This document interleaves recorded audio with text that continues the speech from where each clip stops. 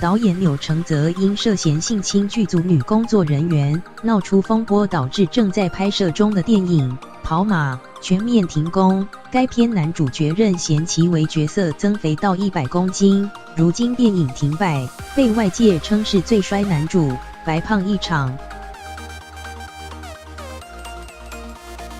经钮承泽被依强制性交罪起诉，对此，任贤齐表示想要买下该片的版权，把电影继续拍完。不过因当时只拍了约2/3的镜头，还有许多画面要补拍，恐怕要再次增肥到100公斤。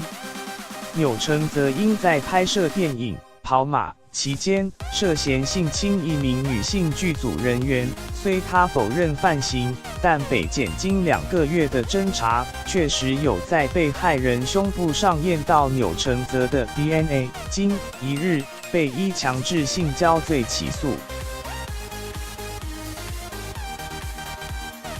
而该片的男主角任贤齐为戏花了半年的时间增肥，短短时间体重冲破100公斤，没想到才拍一半，整个剧组就因斗倒的风波解散，让外界都心疼他好衰，白胖一场。不过任贤齐昨日在腾讯视频节目《今晚9点见》受访时表示，这件事让他觉得是难得的经历，坦言增肥的过程很辛苦，吃东西吃到想吐，因为吃太多了胃酸倒流。